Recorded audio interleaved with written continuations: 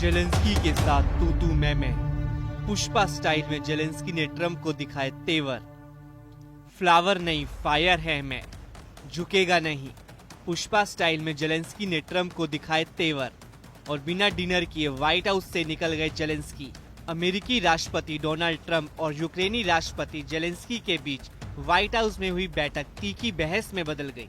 Trump ने Zelensky पर तीसरा विश्व युद्ध की आग भड़काने का आरोप लगाया और स्टूपिड यानी बेवकूफ तक कह दिया। If you will speak very loudly about the war, you He's can... not speaking loudly. He's not speaking loudly. Your country's in big trouble. Can I Wait a answer? minute. No. You've done a lot of talking.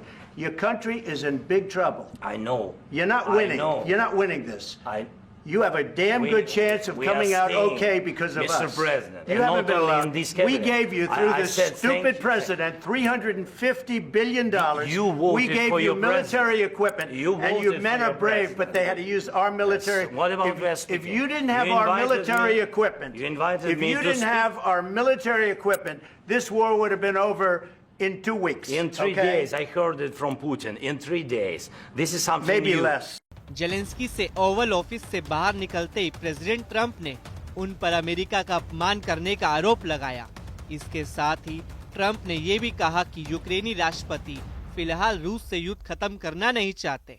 I want it to end immediately. I want a ceasefire now. He said, "Oh, I don't want a ceasefire." Well, all of a sudden he's a big shot because he has the U.S. on his side. Either we're going to end it or let him fight it out. And if he fights it out, it's not going to be pretty because without us, he doesn't win. बहस के बाद Zelensky से जब माफी मांगने की बात हुई तो इस पर जेलेंस्की जरा भी नहीं हिचके और कहा कि हमें खुला और ईमानदार रहना चाहिए। मुझे नहीं लगता कि हमने कुछ गलत किया है। जेलेंस्की के तेवर देखकर ट्रंप दंग रह गए। उन्हें उम्मीद नहीं थी कि व्हाइट हाउस में जेलेंस्की इस तरह से बात करेंगे। Don't tell us what we're going to feel. We're trying to solve a problem. Don't tell us what we're going to feel. I'm not telling you. Because I'm you're in no answering on this position to question. dictate that. That's Remember exactly this. what I'm not You're in dictating. no position to dictate what we're going to feel. You We're will- going to feel very you will good. Feel influenced. We're going to feel very I'm good and telling very you, strong. You will feel influenced. You're right now not in a very good position. You've allowed From the yourself very- to be in a from very the very bad position, beginning and of he the happens war. to be right about From the it. very beginning of the war. You're not Mr. in a good Brown, position. I You was don't have in the it. cards right now. With us, you start having not cards. playing But cards. right now, you I'm don't. very Yeah, you're playing serious, cards. Mr. President. You're I'm playing very cards. serious. You're I'm gambling the with the president lives in of war. millions of people. You think- You're gambling with World War What do you- III. what do you You're think about? gambling with What do you World think War about? III. And You- what you're doing is very disrespectful to the country, this country, I'm that's with all backed respect to you your far country. more than a lot of people said I'm very they respectful. should have. Ukraine के राष्ट्रपति Vladimir Zelensky ने कहा कि उनका देश जब तक रूस के साथ शांति वार्ता में शामिल नहीं होगा, जब तक उसे किसी अन्य हमले के खिलाफ सुरक्षा की गारंटी नहीं मिल जाती।